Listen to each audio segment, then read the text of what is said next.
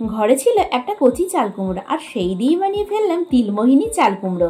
তোমরা নামটা শুনে বুঝতে পারছো তিলমোহিনী চাল কুমড়ো মানে কি কি পড়তে পারে।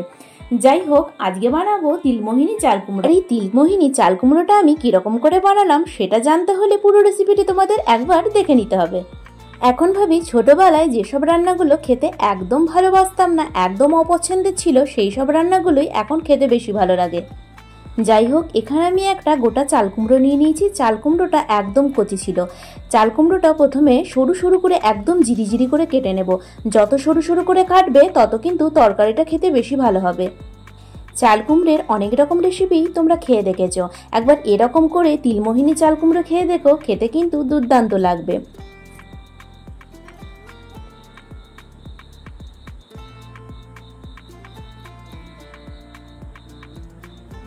দেখো, চাল কুমড়োগুলো আমি একদম সরু সরু করে কেটে নিচ্ছি।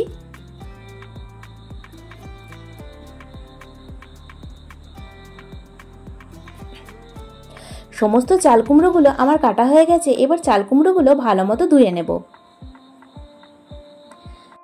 এদিকে কড়াইটা বসিয়ে দিয়েছি। তারপর আমি হাফ বাটি সাদা তিল নিয়ে নেব। তিলটা হালকা নেড়ে চেড়ে নেব, হালকা নাড়াচাড়া করে নিয়ে তিলটা নামিয়ে নেব। তারপর কড়াইতে দিয়ে দেবো সাদা তেল। তেলটা গরম হয়ে গেলে 8-10টা মতো কলাইয়ের ডালের বড়ি আমি ভেজে নেব।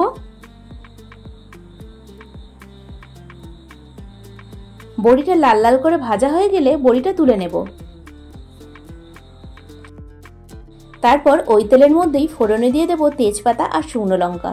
শুকনো লঙ্কাটা একটু নাড়াচাড়া করে দিয়ে দেবো সাদা জিরে আর দিয়ে দেবো হিং।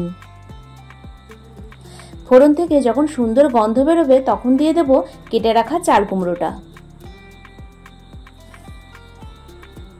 তারপর সমস্ত কিছু ভালো মতো নাড়াচাড়া করে নেব।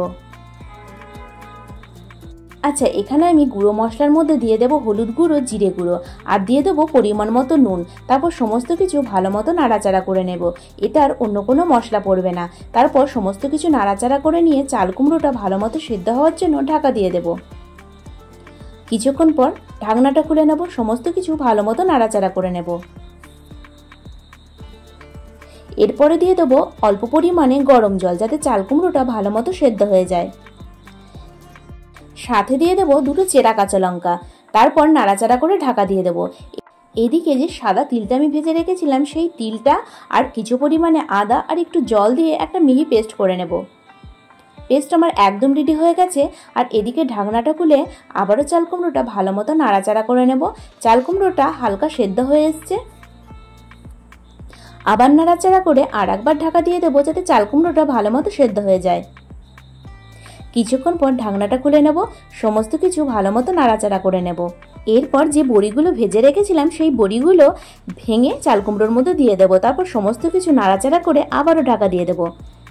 খুব ধৈর্য সহকারে এই চাল কুমড়োর তরকারিটা কিন্তু রান্না করতে হবে।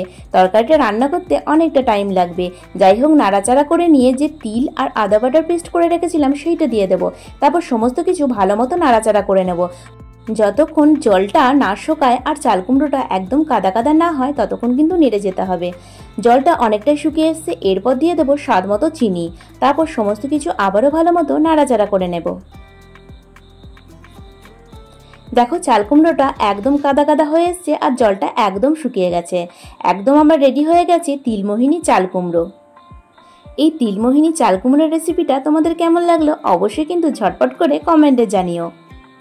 আর যারা তিলমোহিনী চাল কুমড়ো খেয়েছো তারা তো এর স্বাদ জানোই, আর যারা খাওনি তারা কিন্তু অবশ্যই বানিয়ে দেখো। আশা করি তোমাদের সকলেরই এই তিলমোহিনী চাল কুমড়ো খেতে ভালো লাগবে।